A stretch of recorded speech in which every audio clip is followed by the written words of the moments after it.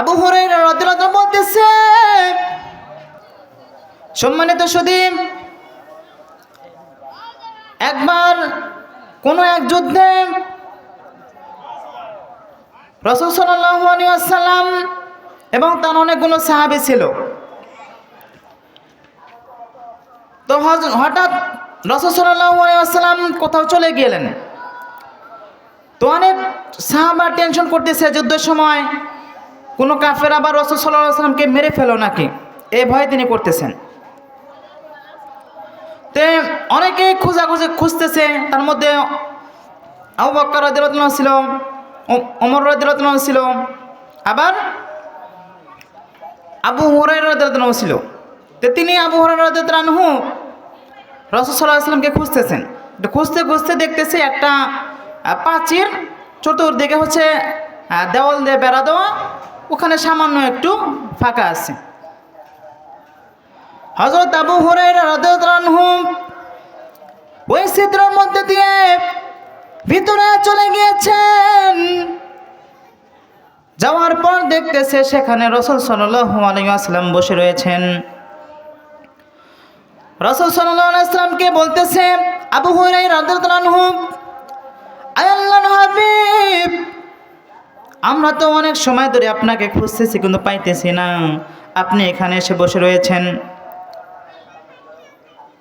রাসূল সাল্লাল্লাহু আলাইহি ওয়াসাল্লাম আবু হুরায়রা রাদিয়াল্লাহু আনহু বললেন, ও আবু হুরায়রা, টেনশন করো না, চিন্তা করো না, আমাকে কোনো কাফের মারতে পারবে না, কারণ আমার হেফাজতের দায়িত্ব রব্বুল আলামিন নিজে নিয়েছেন। এই জন্য তুমি কোনো টেনশন করো না, চিন্তা করিও না।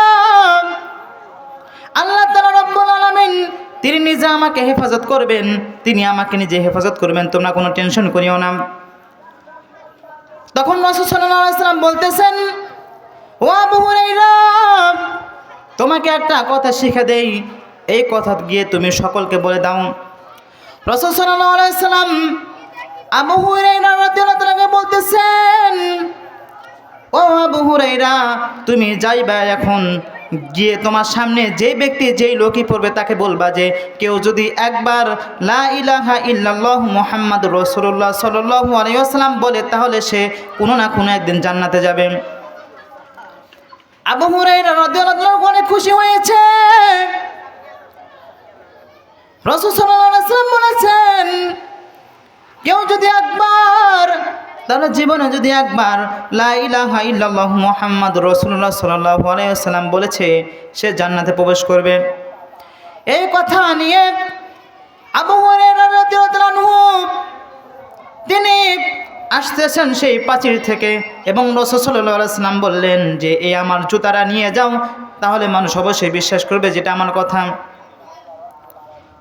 আবু হুরায়রা রাদিয়াল্লাহু তাআলা আনহু চলে আসতেছেন। আসার পথে হযরত ওমর রাদিয়াল্লাহু তাআলা আনহুর সাথে দেখা।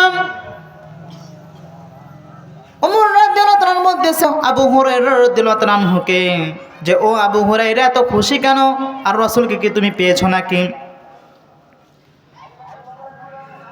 আবু হুরায়রা রাদিয়াল্লাহু তাআলা বলতেছে,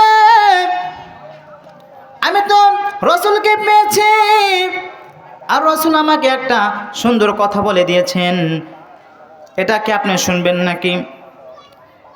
হযরত ওমর রাদিয়াল্লাহু তাআলা বলতেছে, বলো, সমস্যা নাই, আমি শুনতে চাই রাসূলের কথা, রাসূল কি বলেছে তোমাকে?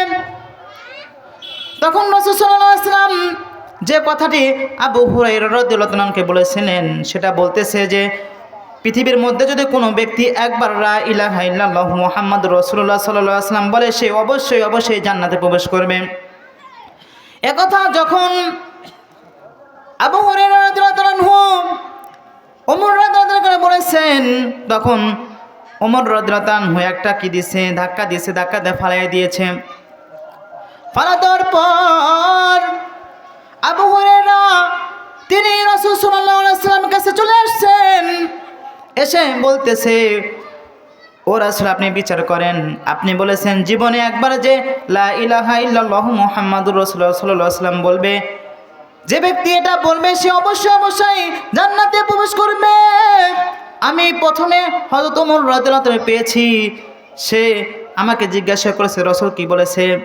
তো আপনি যে বলেছেন যে একবার যে কালেমা পড়বে সে অবশ্যই জান্নাতে প্রবেশ করবে, আমি তাই বলে দিয়েছি, সে আমাকে মেরেছে, ধাক্কা দিয়ে ফেলে দিয়েছে, আপনি এর বিচার করেন।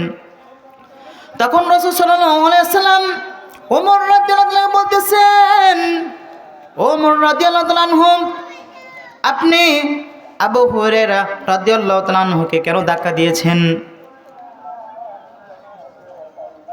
হযরত ওমর রাদিয়াল্লাহু তাআলা বলতেছে, ও রাসূল, আপনি আমাকে শাস্তি দিন, আমাকে আপনি যা করেন, আপনার যা ইচ্ছা তাই করেন, কিন্তু একটা কথা শুনেন, আপনি যে বলেছেন জীবনে একবার যে লা ইলাহা ইল্লাল্লাহু মুহাম্মাদুর রাসূলুল্লাহ সাল্লাল্লাহু আলাইহি ওয়াসাল্লাম বলবে, সে কোনো না কোনো একদিন বা সে অবশ্যই জান্নাতে প্রবেশ করবে, এটা যদি মানুষের সামনে আপনি প্রচার করে দেন, জানায় দেন, তাহলে মানুষ কোনো ইবাদত করবে না, শুধু লা ইলাহা ইল্লাল্লাহ বলবে।